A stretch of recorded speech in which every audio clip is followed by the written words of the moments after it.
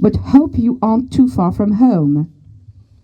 If things keep rolling... Je fais des recherches en fait parce que j'essaye d'écrire un livre sur en fait toutes les troupes américaines qui sont passées dans le département de l'Ain en septembre 1944.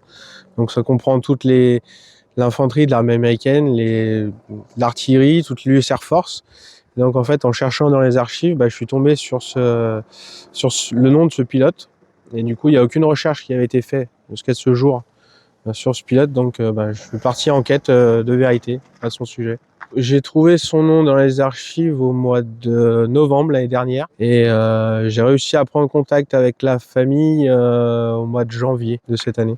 C'est assez gratifiant. Oui, après je fais pas ça ni pour la gloire ni pour autre chose, mais voilà, vu qu'en fait il n'y a jamais personne, il n'y a jamais eu de stèle commémorative pour lui, voilà, je trouvais ça normal qu'il se soit fait aujourd'hui. Aux États-Unis, c'est assez différent. C'est vrai que tous les soldats en fait sont très patriotiques.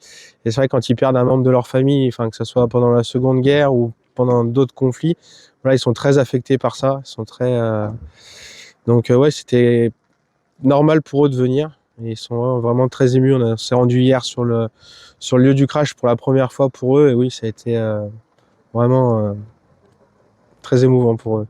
Steven a 70 ans et Cindy a 63 ans. Mais voilà, ils l'ont connu par le biais de leur maman ou de leur papa qui ont parlé de leur oncle, justement. Mais non, ils l'ont jamais connu. Là, c'est une histoire familiale et du coup, ça perdure depuis 80 ans. Ça fait depuis le mois de janvier qu'on discute ensemble, on échange des archives, des documents, des photos. Et du coup, quand je leur ai dit que j'avais le projet d'organiser la cérémonie donc pour leur oncle, et ils m'ont contacté au mois de juillet, ils m'ont dit pour nous, on vient. Il n'y avait pas de questions à se poser en fait, pour eux c'était évident. Oui. Et hier on est allé rencontrer 2 témoins qui ont pu justement leur expliquer ce qu'ils avaient vu ce jour-là. Et pour eux ça a été, en fait ils ont appris plus de choses par les témoins que par ce qu'ils ont appris par l'armée. Georges Anton habite à Drouillat, c'est un de l'ancien résistant du Roset, et Monsieur Mortier qui habite à Saint-Martin-du-Mont. Et Raymond Mortier est passé le lendemain du crash. Donc il nous a raconté quelques petites anecdotes, qu'il a récupéré une bande de munitions, qu'il l'a mis sur son vélo et qu'il est reparti avec. Enfin, c'était assez émouvant pour la famille.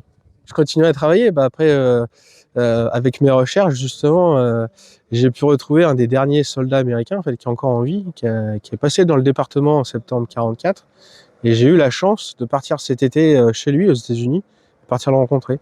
Donc je suis resté 5 jours avec lui et du coup on a passé un moment vraiment extraordinaire ensemble.